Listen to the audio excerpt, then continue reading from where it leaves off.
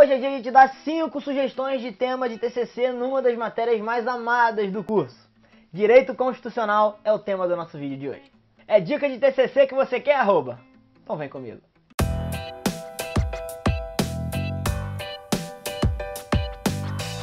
Seguinte, se você quer fazer TCC e tem pouco tempo para finalizar, eu tenho 2 dicas de ouro para te dar. E a primeira é a seguinte: escolha um tema em Direito Constitucional. E eu te digo isso porque essa é de longe uma das matérias que tem mais conteúdo de forma acessível. Porque geralmente os temas de Direito Constitucional quase sempre são amplificados na mídia.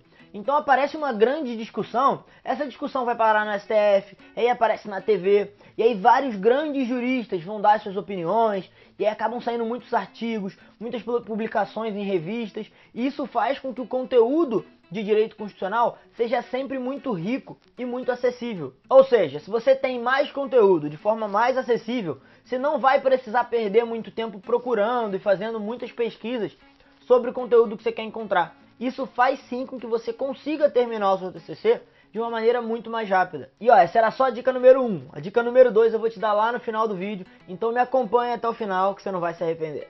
Primeiro tema de TCC em Direito Constitucional é uma sacada que eu vou te dar, que se você pegar, você vai conseguir se adiantar até mesmo ao acontecimento do fato, que é o seguinte: restrição de circulação de pessoas que rejeitaram a vacina contra a Covid-19. Então preste atenção nisso que eu vou te dizer agora. Por enquanto, aqui no Brasil, ainda tem muito pouca dose da vacina, então basicamente tem mais gente querendo se vacinar do que vacina disponível. Então, por enquanto, as pessoas que se recusam a tomar a vacina da Covid-19 estão simplesmente passando despercebidas. Mas a realidade é que essa situação tende a mudar a partir do momento que existir mais vacina disponível do que gente para tomar. Nesse momento, aquelas pessoas que se recusaram a tomar a vacina vão começar a ser mais notadas. Porque vai começar a sair uma notícia no jornal, por exemplo, de que determinado estado tem 20 milhões de habitantes, mas só 15 milhões se vacinaram. E aí vai ser exatamente nesse momento que vai começar a se discutir sobre se o poder público pode tomar algum tipo de providência para restringir a circulação daquelas pessoas que se recusaram a tomar a vacina. E aí eu te pergunto, pode proibir o cidadão que não quis tomar a vacina de entrar no cinema, por exemplo? Porque preste atenção, de um lado vão estar os direitos individuais de liberdade do cidadão e do outro vão estar os direitos difusos da sociedade como um todo. Mas e aí, pode ou não pode? Isso deveria ser feito por lei complementar ou lei ordinária? E onde é que entra o papel do STF aí nessa discussão toda? Ou seja, tem muita discussão aí para um belíssimo tema de TCC que, se você começar agora, ele pode inclusive ser consultado lá na frente quando isso virar de fato um problema. Segunda dica de tema é sobre a constitucionalidade da instauração de inquérito pelo próprio STF. Se você ficou confuso, fica calmo que eu vou te explicar. É o seguinte, existe um sistema processual penal no Brasil chamado sistema acusatório, onde a principal característica desse sistema é a de que o juiz deve ser imparcial e, por isso, ele não pode ocupar as funções de acusar ou defender um réu, porque ele já exerce a função de julgar. Só que no regimento interno do STF, existe um artigo que permite que a própria corte instaure um inquérito quando o crime investigado tiver ocorrido nas dependências do STF. O problema é que essa função, de acordo com o processo penal, é uma função típica do Ministério Público. E aí eu te pergunto, isso é constitucional? Porque pensa comigo, a instituição que inicia as investigações aqui no início é a mesma que vai julgar o processo lá no final. Imagina então que alguém propõe uma ação direta de inconstitucionalidade contra esse artigo do regimento interno do STF.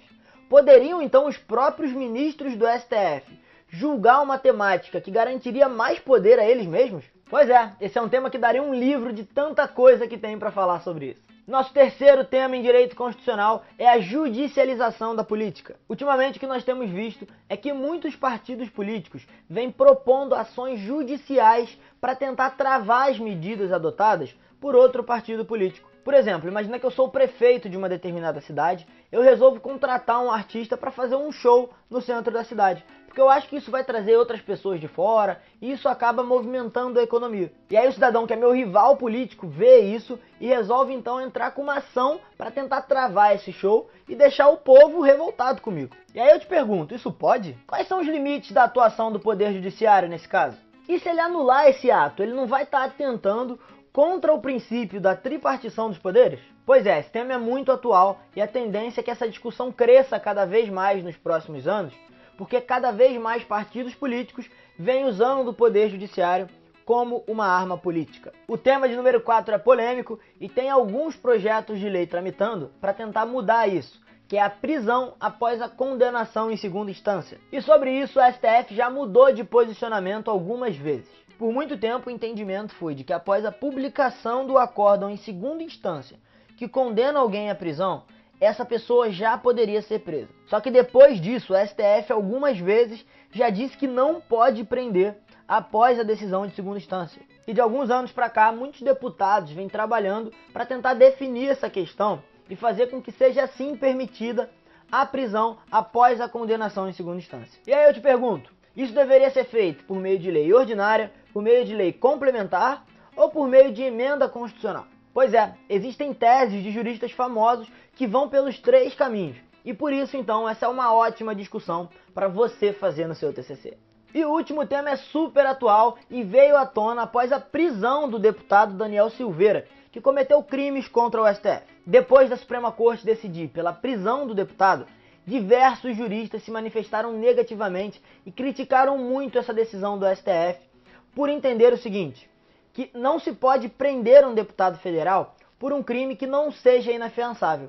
Isso, inclusive, está escrito na Constituição. Mas o que acontece é que mesmo com o crime cometido pelo deputado não sendo inafiançável, mesmo assim o STF decidiu pela prisão. E aí que eu te pergunto, pode um ministro do STF votar expressamente contra o texto que está na Constituição, mesmo quando isso envolve os interesses do próprio STF? Essa questão é um prato cheio para quem quer fazer TCC com análise crítica, porque você pode pegar os trechos da decisão do STF, os artigos de quem foi contra, os artigos de quem foi a favor e criar algo bem completo para sua pesquisa. Antes da gente finalizar, eu só tenho uma dica para aquelas pessoas que têm dificuldade em fazer o TCC ou estão com pouco tempo para cumprir os prazos de entrega. Imagina você ter um defensor público te contando exatamente quais são os atalhos para você fazer o seu TCC em 7 dias ou menos. Pois é, eu também não acreditava que isso era possível, até que os meus próprios alunos aqui do canal me recomendaram um projeto chamado TCC em 7 dias. Esse projeto é comandado pelo Melo Porto, que é um dos defensores públicos mais bem conceituados de todo o Brasil.